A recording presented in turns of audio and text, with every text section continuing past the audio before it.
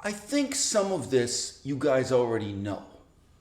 I've been learning a lot lately by going to these Black Lives Matter protests, meeting chicks with tie-dye shirts, holding signs saying they want to defund the police and kill all the white people, taking them home and then trying to talk them into letting me bang their sister. Or, in one memorable case, their brother, who has a vagina but legally changed his name and got the paperwork, so we'll call him David, except when he's in the mood for BDSM and actually prefers being called by his dead name because, paradoxically, he finds that denigrating and it turns him on.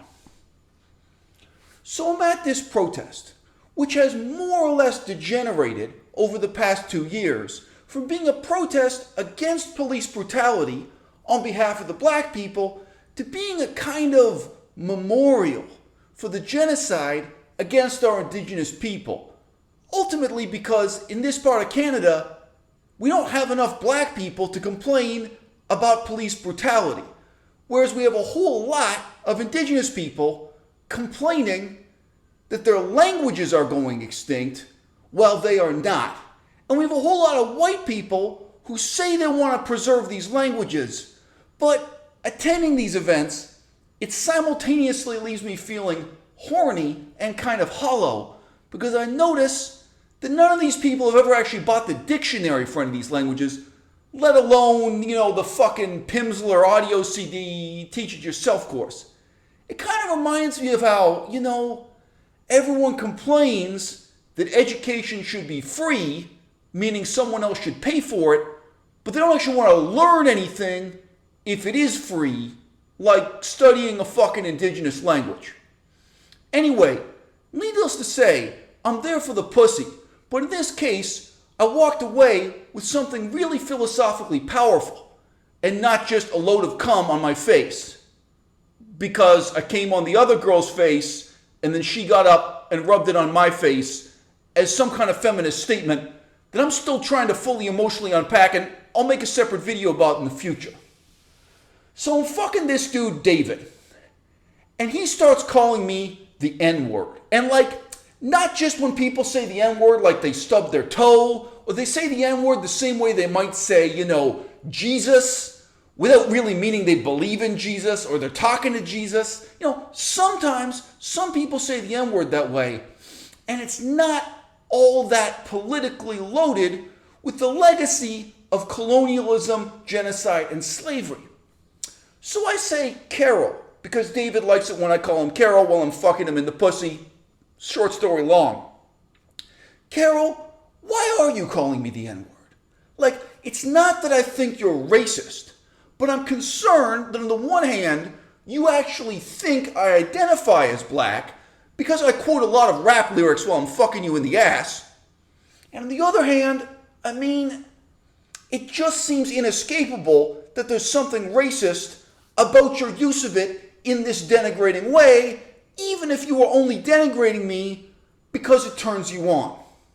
Now again, I have to admit, I was in a little bit of an ideologically complicated space while this drama was unfolding, because I've been trying to talk Carol into letting me fuck her sister with the following deep-seated assumption: that her pussy was too tight for me to fit it all the way inside. I'm sorry, his vagina was too tight, and that I couldn't finish unless she called in her sister from the other room where she was playing Roblox or some shit to put her mouth on the base of my dick that's still on the outside of her pussy. Now, none of that is exactly true. My dick isn't that big, her pussy isn't that tight. But the deeper truth is this: David and Carol and her sister are both born rich. And her parents, or his parents, hate my guts.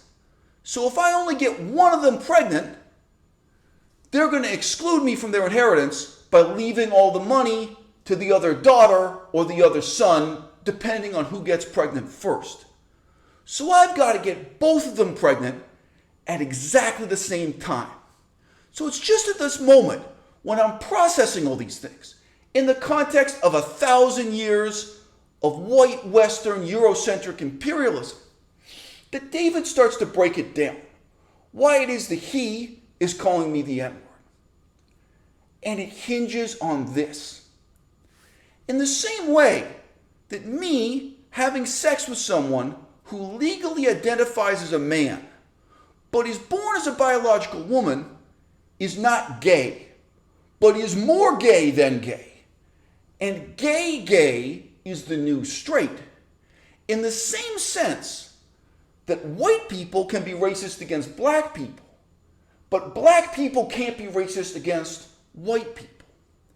The next step of the transracial movement, way beyond Rachel Dolezal, way beyond a white person who just feels that they want to identify as black, is when one white person chooses to identify another person as black. So it's not my choice how he perceives me.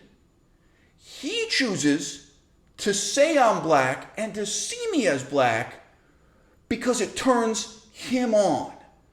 And by the same token, it's okay for me to perceive him as a woman while I'm ejaculating inside his vagina to try to take away his parents' millions of dollars earned from owning a potash mine in Saskatchewan. So this is what gets me. We're now living in an era when gender is not something established by the conditions of your birth. It's not beyond your power to change. And in a sense, the transgender movement or the deeper principles underlying it are inevitably being applied to ethnicity in the context of a post-genocidal, late-stage capitalist colonial society where the indigenous peoples and their languages are all but absent. They don't have a seat in parliament. They don't have a seat in the fucking Senate. Nobody's studying their languages. There are no universities teaching their languages. There's no fucking TV show you can tune into where you hear the news in their languages. When you go to the fucking bank machine and type in your number, you get 3 options. English, French, Chinese, maybe Spanish if you're in California or some shit, right? Well, we all pat ourselves in the back for multiculturalism because we have so much fucking respect for the Chinese and the Spanish while completely ignoring all the indigenous languages that were driven to extinction by precisely those empires, in parallel with and in the same span of centuries as the English-speaking empires. So what it all comes down to is 2022 gives way to 2023 is not the identity you're born with, but whose heritage, whose tradition, whose inheritance, literally and figuratively, you want to take away by fucking their daughter.